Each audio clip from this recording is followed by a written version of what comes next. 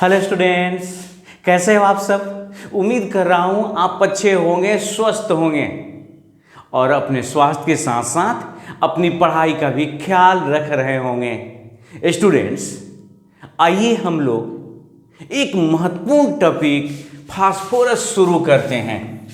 तो सबसे पहले हम यह जानेंगे कि जो फास्फोरस है इसका खोज किसने किया और कब किया। तो याद रखना है स्टूडेंट्स, खोजकर्ता जो है ये है ब्रांड, और ये जो ब्रांड है 1669 में फास्फोरस का खोज किया। दूसरा जो शब्द हमें जानना है, जो फास्फोरस है इसका मतलब क्या है। तो फास्फोरस शब्द का मतलब होता है लाइट बियरिंग।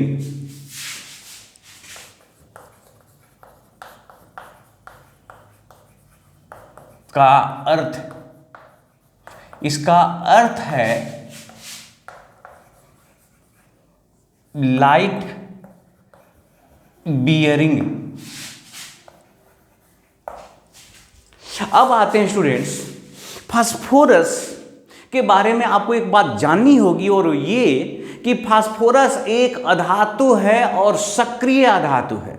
और जब फास्फोरस सक्रिय धातु है तो स्वाभाविक तौर पर इस प्रकृति में, नेचर में मुक्त रूप में नहीं पाया जाएगा, क्योंकि जो धातु हो या धातु हो, कोई भी तत्व जो सक्रिय होता है वो संयुक्त रूप में पाया जाता है, और जो तत्व बहुत ही कम अभिक्रियाशील होते हैं, जिसपे ताप, दाब इत्यादि का प्रभाव न के बराबर पड़ता है, वो जो होते हैं मुक्त रूप में पाए जाते हैं। तो याद ये रखना है कि फास्फोरस एक सक्रिय धातु है, अर्थात इस पर ताप का, दाब का, नमी इत्यादि का प्रभाव पड़ता है, और यही कारण है कि प्रकृति में मुक्त रूप में नहीं पाया जाता, बल्कि संयुक्त रूप में पाया जाता। तो आइए लिख देते हैं, फास्फोरस एक सक्रिय अधातु है।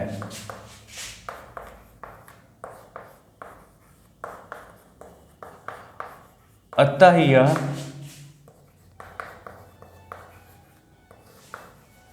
प्रकृति में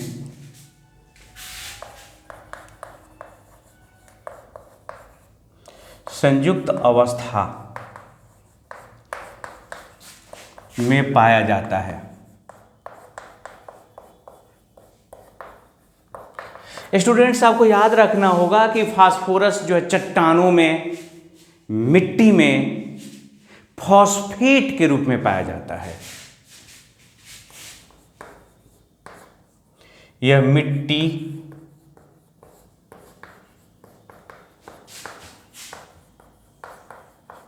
चट्टानों में फॉस्फेट के रूप में, या आप कह सकते हैं फॉस्फेट आयन, फॉस्फेट के रूप में पाया जाता है।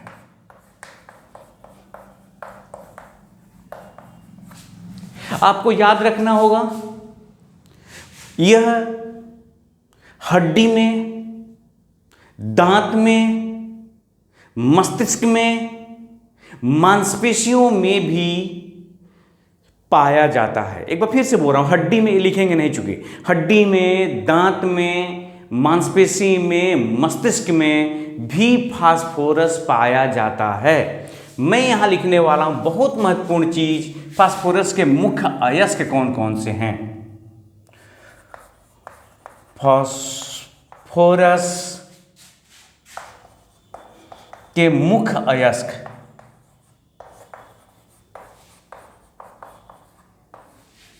तो पहला अयस्क है फॉस्फोराइट। फॉस्फोराइट Ca3PO4 ये है, हो गया फॉस्फोराइट। उसके बाद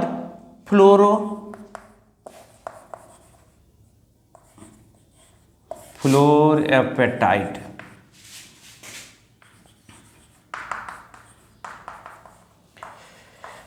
Ca3PO4 whole to CaF2।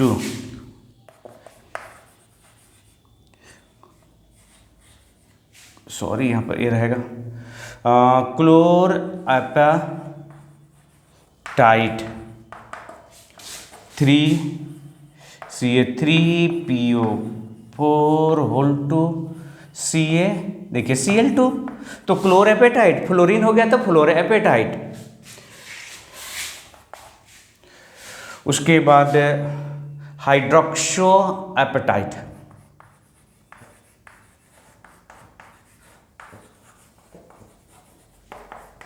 Apatite Ca3PO4 whole two CaOH whole two. याद रखना होगा आप लोगों को कि ये फास्फोरस के मुख्य अयस्क हैं। इसके बाद हम आपको पहले बता दें कि इसी फास्फोरस के अयस्क से, फॉस्फोराइड से हम लोग क्या करेंगे, श्वेत फास्फोरस प्राप्त करेंगे। लेकिन उसकी पहले हम आपको बता देना चाहते हैं कि फास्फोरस के जो मुख्य रूप से कितने प्रकार के उसके एलोट्रॉप होते हैं, माने अपरूप होते हैं। तो आइए पहले इसको लिख लेते हैं, उसके बाद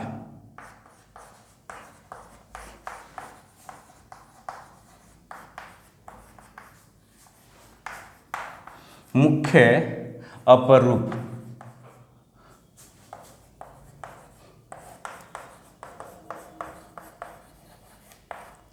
एलोट्रॉप्स।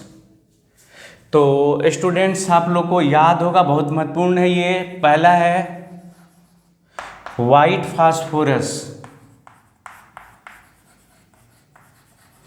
इसी व्हाइट माने श्वेत फास्फोरस को ही पीला फास्फोरस कहा जाता है। तो आप इसको लिख सकते हैं येलो फास्फोरस।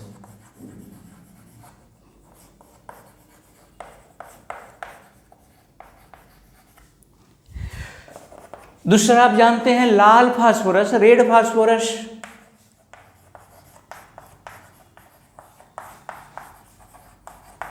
लाल फास्फोरस। तीसरा ब्लैक फास्फोरस।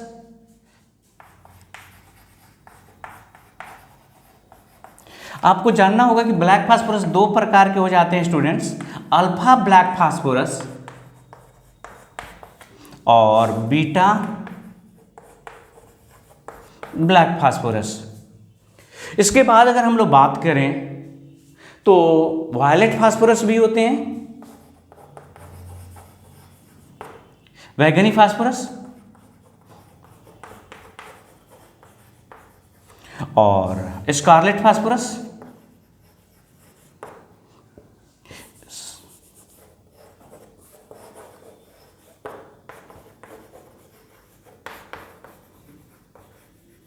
जिसको सिंदूरी फास्फोरस या गहरा लाल फास्फोरस कहते हैं। तो स्टूडेंट्स ये जो है 1, 2, 4 और ये 5 फास्फोरस के मुख्य अपर रूप हैं। इस 5 में से 3 अत्यंत ही महत्वपूर्ण हैं, जिसमें से श्वेत फास्फोरस, जिसको पीला फास्फोरस भी कहते हैं आप, लाल फास्फोरस और ब्लैक फास्फोरस। तो स्टूडेंट्स हम लोग इस 3 के बारे में पढ़ेंगे और आज का तो आपको टॉपिक अब जाके क्लियर हो गया होगा कि आज का टॉपिक होने जा रहा है हमारा व्हाइट फास्फोरस, मतलब श्वेत फास्फोरस। तो जल्दी से टॉपिक बनाइए श्वेत फास्फोरस। आइए स्टूडेंट्स अब यह देखते हैं कि आप श्वेत फास्फोरस पहले बनता कैसे है और फिर उसके श्वेत फास्फोरस के गुणों की चर्चा करेंगे। तो श्वेत फास्फोरस बनाना बेहद ही आसान है। आपको लेना होगा फॉस्फेराइट। फॉस्फेराइट को गर्म कर देना है सिलिका के साथ, जिससे बनेगा फास्फोरस पेंटा ऑक्साइड। और फास्फोरस पेंटा ऑक्साइड को कोक के साथ गर्म कर दीजिए और बनेगा आपका श्वेत फास्फोरस। तो कैसे, आइए देखते हैं। पहले लिखते हैं लैंग्वेज में।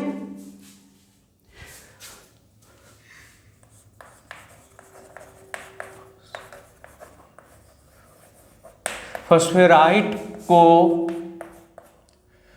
सिलिका SiO2 एवं कोक के साथ 1773 केल्विन पर गर्म किया जाता है। पर गर्म करने से फास्फोरस का वाष्प प्राप्त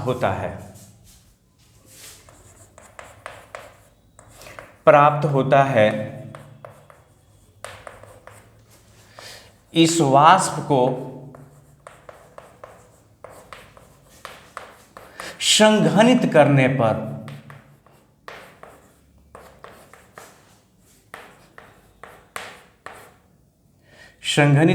पर श्वेत फास्फोरस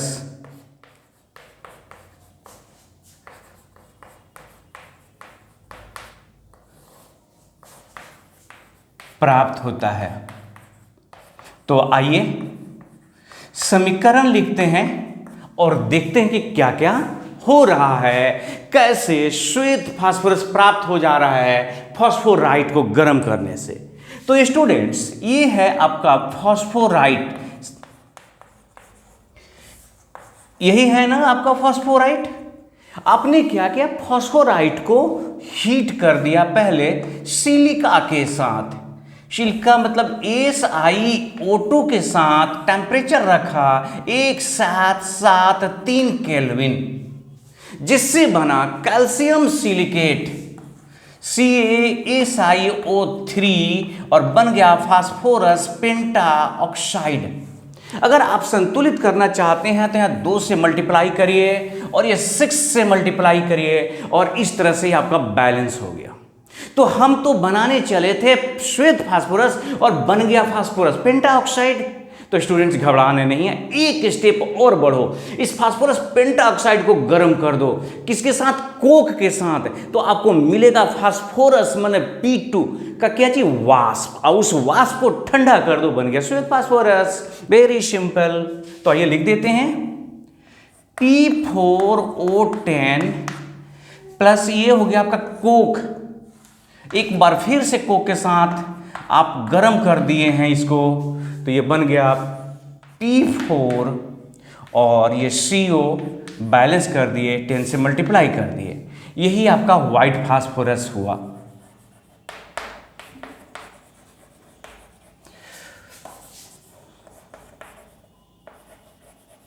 वास्तव में स्टूडेंट्स ये डायरेक्ट बना नहीं।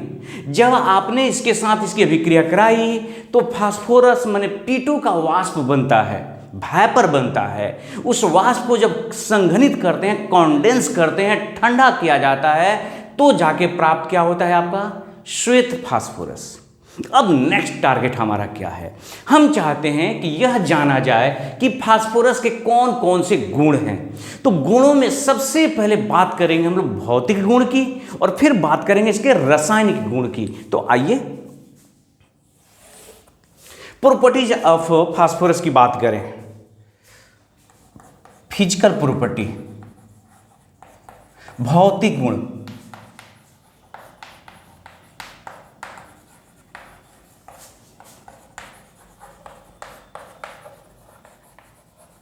तो भौतिक गुण में स्टूडेंट्स सबसे पहले अगर हम बात कर रहे हैं तो भौतिक अवस्था की। भौतिक अवस्था, हम यह जानना चाहते हैं कि आपका श्वेत फास्फोरस किस रूप में पाया जाता है। तो याद रखिएगा और हमेशा हमेशा के लिए याद रखिएगा, श्वेत फास्फोरस मोम जैसा ठोस होता है, मतलब एक मुलायम ठोस होता है। यह इतना मुलायम होता है कि इसको चाकू से आसानी से काट सकते हैं, उतनी ही आसानी से चाकू से काट सकते हैं जितनी आसानी से आप आलू काट लेते हैं। तो यह मोम जैसा ठोस होता है।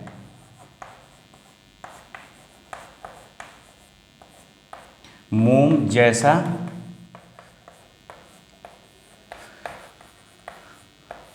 ठोस होता है।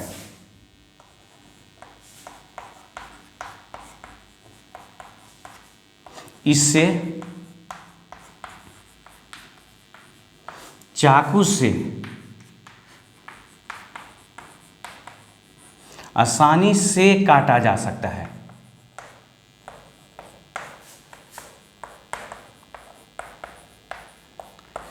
अब आइए भौतिक अवस्था के बाद स्टूडेंट्स बात करते हैं इसके रंग की, कलर की। तो पॉइंट नंबर 2, कलर के बारे में बात करते हैं। कलर, तो आपको जानना होगा इसके रंग के बारे में कि श्वेत फास्फोरस वास्तव में श्वेत ही होता है, लेकिन श्वेत फास्फोरस को पीला फास्फोरस भी कहते हैं। जानते हो स्टूडेंट्स होता क्या है? श्वेत फास्फोरस रख दोगे ना, जब धूप जब पड़ती है उस पर, तो धीरे धीरे धीरे धीरे वो पीला हो जाता है, और यही वजह है कि श्वेत फास्फोरस को पीला फास्फोरस भी कहते हैं। लेकिन अगर कोई बात करे कि श्वेत फास्फोरस का रंग कैसा होता है, तो श्वेत होता है, व्हाइट होता है। तो शुद्ध अवस्था में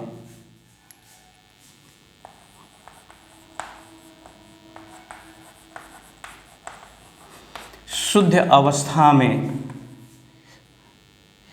यह व्हाइट होता है, प्रकाश पड़ने पर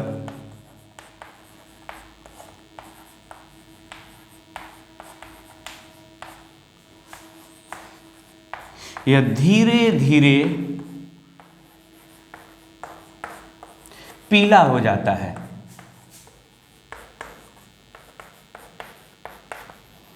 तो याद रखना है कि शुद्ध अवस्था में व्हाइट होगा, प्रकाश में धीरे धीरे पीला होगा, अतः श्वेत फास्फोरस को पीला फास्फोरस भी कहते हैं। अतः श्वेत, पी लिख दे रहा हूं स्टूडेंट, फास्फोरस, श्वेत फास्फोरस को पीला, पी माने फास्फोरस भी कहते हैं। अब आते हैं इस रंग के बाद इसके गंध की बात करते हैं। स्मेल क्या है इसमें? तो श्वेत फास्फोरस का जो स्मेल है वो गार्लिक जैसा है, लहसुन जैसा है। जिस तरह से लहसुन में गंध होती है, वही गंध, उसी तरह की गंध श्वेत फास्फोरस में भी पाई जाती है। तो गार्लिक ऑर्डर कहते हैं, लहसुन जैसी गंध होती है। इसमें लहसुन जैसी गंध होती है।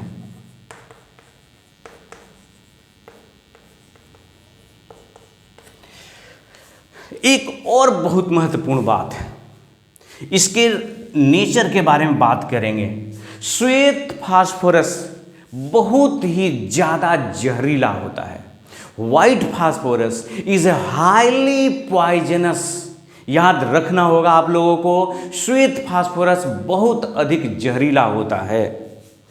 इसके आप नेचर कह सकते हैं, श्वेत, पी लिख दे रहा हूं, चाहे फास्फोरस लिख दे, फास्फोरस बहुत अधिक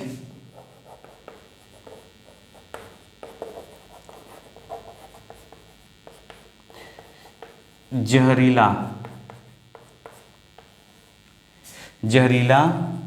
होता है। याद रखना है स्टूडेंट्स, जो श्वेत फास्फोरस होते हैं ना, वो हाईली पॉइजनस होता है। और उसी का थोड़ा सा हिस्सा मैं यहाँ लिख देता हूँ। एक्चुअली होता क्या है कि इसके जो वाष्प होते हैं ना, वेपर होते हैं, वो भी जहरीला होता है। स्टूडेंट्स, जो लोग फास्फोरस के साथ काम करते हैं, फास्फोरस की फैक्ट्री में काम करते हैं, तो उनको एक बीमारी हो जाती है। उस बीमारी को फॉसी जॉ कहते हैं। फॉसी जॉ ये कौन सी बीमारी है? तो जो जॉ में जो जबड़ा होता है ना, ये जबड़ा, इसकी हड्डियां गलने लगती है। तो जो लोग फास्फोरस की फैक्ट्री में काम करते हैं, उन्हें एक बीमारी होती है जिसको फॉसी जॉ कहते हैं। अनेकों बार एग्जाम में पूछा गया कि फॉसी जॉ नाम की बीमारी किस तरह के व्यक्तियों को होती है, कौन से लेबर को, कौन से कारीगर को होती है। तो याद रखना होगा कि श्वेत फास्फोरस की फैक्ट्री में काम करने वाले का जो जबड़ा होता है वो गलने लगता है, सड़ने लगता है। इस बीमारी को फॉसी जॉ कहा जाता है। तो आइए लिख दें, श्वेत फास्फोरस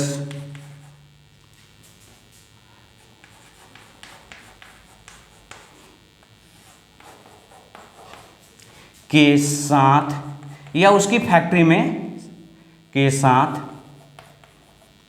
काम करने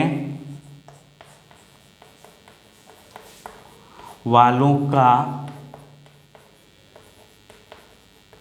जबड़ा, जिसको आप जौ कहते हैं ना, जबड़ा सड़ने लगता है, गलने लगता है, सड़ने लगता है। इस बीमारी को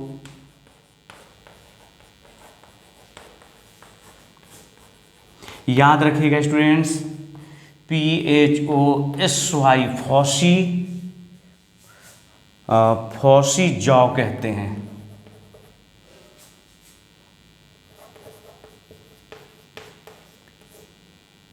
फौसी जौ कहते हैं।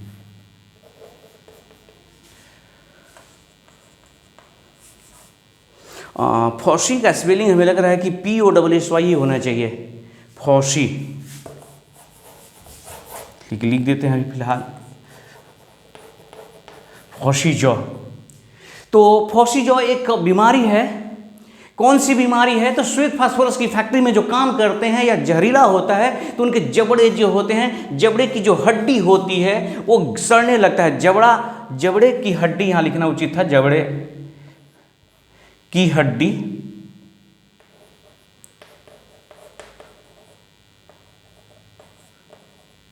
जबड़े की हड्डी सड़ने लगती है और तब उसी बीमारी को फौसी जौ के नाम से जाना जाता है। तो स्टूडेंट्स आप इसको नोट करिए, इसके और गुण हैं जिसकी चर्चा भी हम आपके साथ करेंगे। आइए दोस्तों, फास्फोरस के कुछ और गुणों की चर्चा करते हैं। अब हम देखना चाहते हैं इसकी विलीयता के बारे में, सोलुबिलिटी के बारे में, कि फास्फोरस किस पदार्थ में घुलता है, कौन से घोलकों में घुलता है। तो स्टूडेंट्स मैं आप लोगों को बता दूं, श्वेत फास्फोरस जल में अघुलनशील होता है। ये जल जो होता है ना, वाटर, उसमें इनसोलुबल होता है, बट इट इज सोलुबल इन कार्बनिक solvent. Example, carbon disulphide, alcohol, ether, ETC। आप एकदम सीधी सी बात याद रखिए, श्वेत फास्फोरस जल में अघुलनशील होता है, लेकिन कार्बनिक घोलकों जैसे CH2, अल्कोहल इत्यादि में घुलनशील होता है। मैं लिख देना चाहूंगा आपके लिए,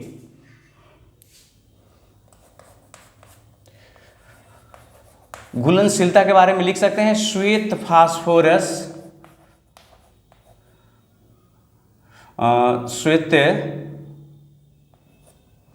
फास्फोरस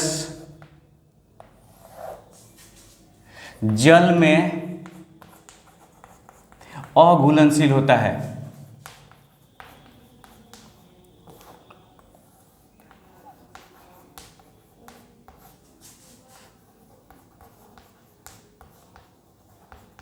लेकिन कार्बनिक घोलकों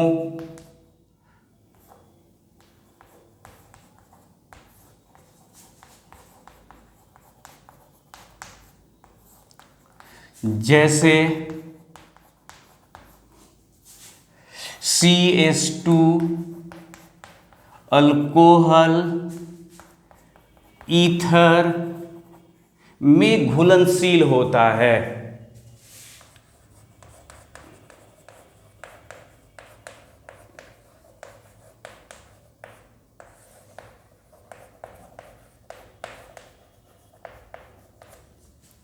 आइए नेक्स्ट बात, स्टूडेंट्स आपको याद रखना होगा, जो श्वेत फास्फोरस होते हैं ना, उसके गलनांक बहुत कम होता है। तो इसका जो MP मतलब मेल्टिंग पॉइंट है वो 317 केल्विन होता है केवल। इसके जो बॉइलिंग पॉइंट है वो 553 केल्विन होता है केवल। और इसका जो ज्वलन ताप है, इग्निशन टेम्परेचर,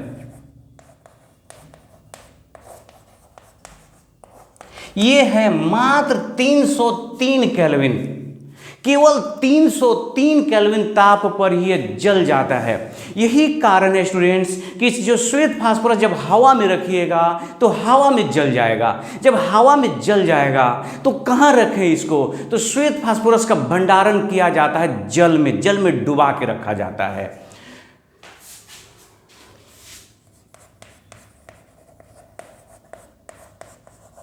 हवा के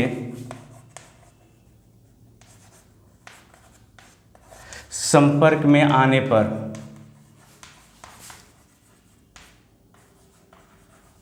यह जल जाता है।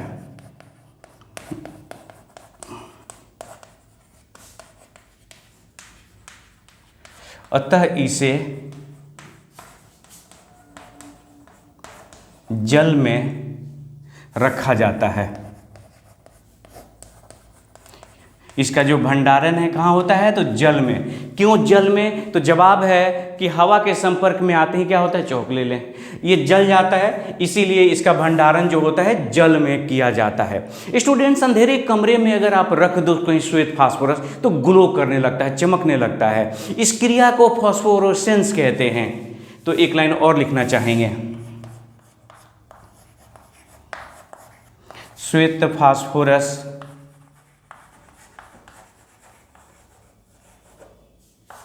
अंधेरे में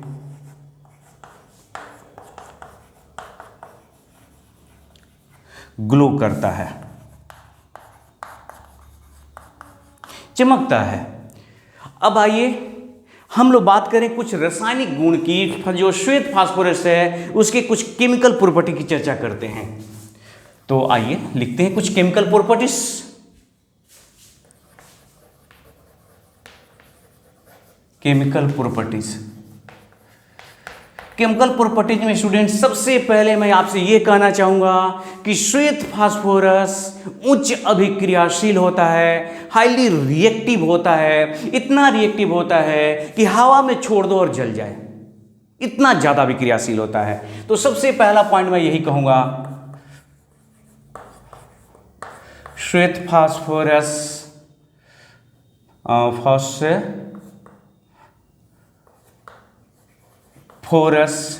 उच्च अभिक्रियाशील होता है।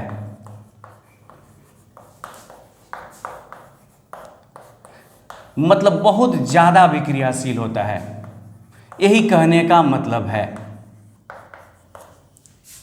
हवा देखिए ये कितना ज्यादा अभिक्रियाशीलता, इसकी अभिक्रियाशीलता कितनी अधिक होती है? यह हवा में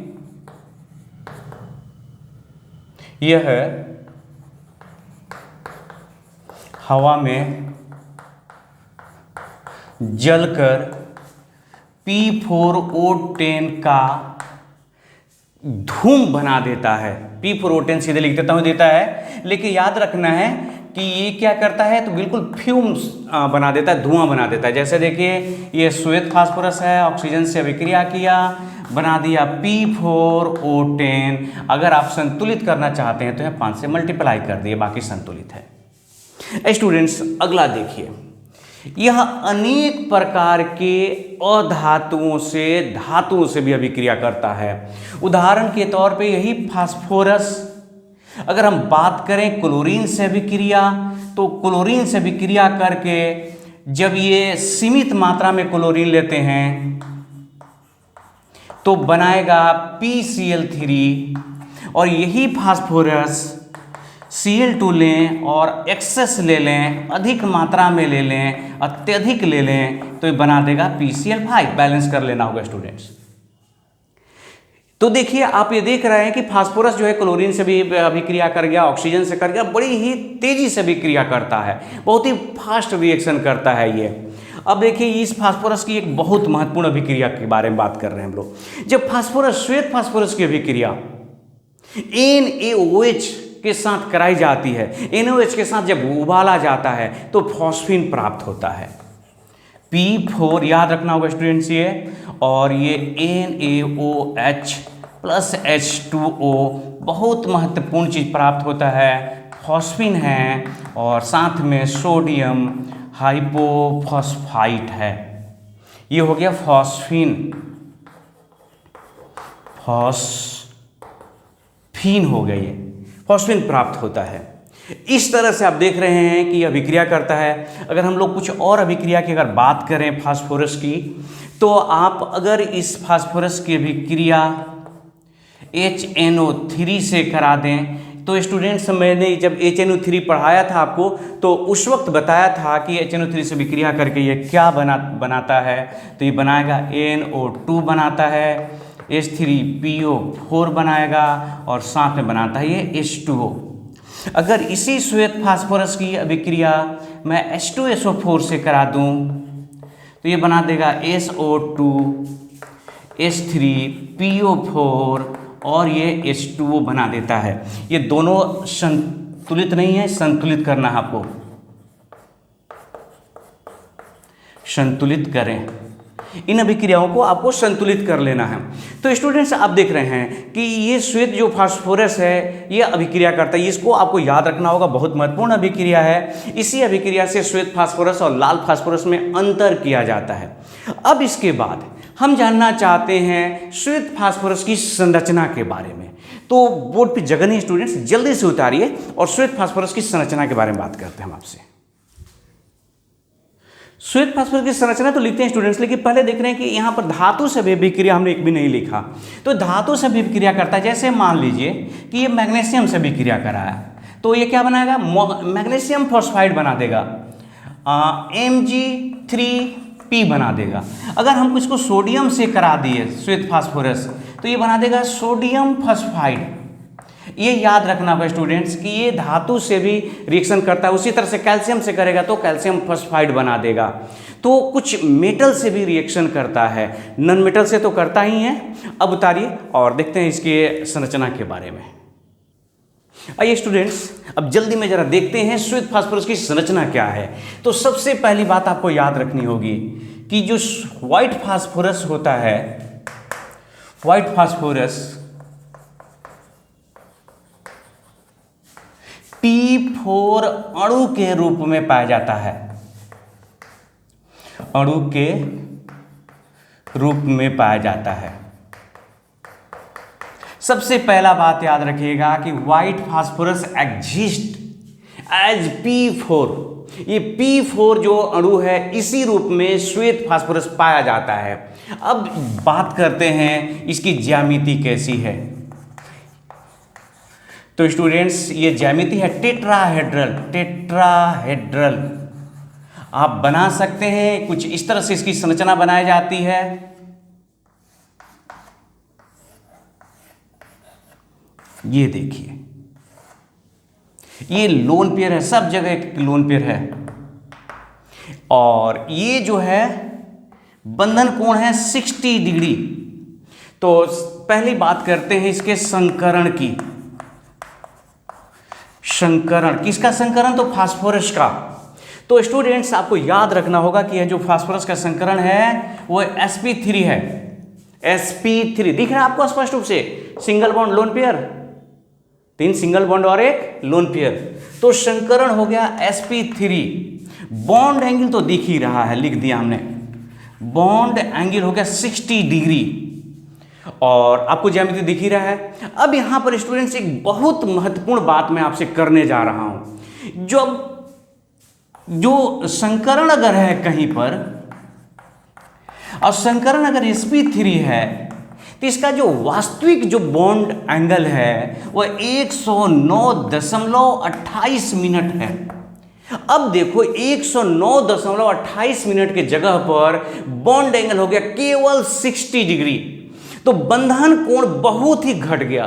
बंधन कोण बहुत घट जाने से क्या होता है, ये कोण तनाव में होता है, एकदम ये क्या रहता है, तो तनाव में रहता है। और इस तनाव में रहने के कारण ही श्वेत फास्फोरस जल जाता है, तुरंत अभिक्रियाशील होता है। याद रखिएगा, ये क्वेश्चन हो सकता है कि श्वेत फास्फोरस इतना ज़्यादा अभिक्रियाशील क्यों है, तो उसका जवाब देंगे कि श्वेत फास्फोरस की जो ज्यामिति होती है वो टेट्राहेड्रल होती है और POP माने फास्फोरस के बीच जो बंधन कोण होते हैं वो ओनली 60 डिग्री होता है, जबकि संकरण sp3 होता है। तो बंधन कोण बहुत ही कम होने के कारण जो निर्धारित जो बंधन कोण है वो 109 दशमलव स्टैंडर्ड जो बॉन्ड एंगल होता है 28 मिनट होता है sp3 के, उसकी तुलना में बहुत कम है। और इस कम होने के कारण ये क्या होता है, तो स्ट्रेन में रहता है, तनाव में रहता है, और इस तनाव के कारण इसकी अभिक्रियाशीलता बहुत ज़्यादा होती है। तो स्टूडेंट्स ये है इसकी ज्यामिति, याद रखिएगा कि टेट्राहेड्रल ज्यामिति है, और जो संकरण है आप देख ही रहे हैं, और बंधन कोण जो होता है वो कितना होता है 60 डिग्री होता है, बंधन कोण होता है, P4 अणु के रूप में पाया जाता है। और इसके साथ ये श्वेत फास्फोरस खत्म होता है। अगला जो टॉपिक है हम लोग पढ़ेंगे रेड फास्फोरस, और फिर उसके बाद लाल फास्फोरस और श्वेत फास्फोरस में डिफरेंस करने की, अंतर करने की कोशिश करेंगे कि क्या अंतर है लाल फास्फोरस और श्वेत फास्फोरस में। तब तक अपना ख्याल रखिए, हंसते रहिए, मुस्कुराते रहिए। जय हिंद, जय भारत।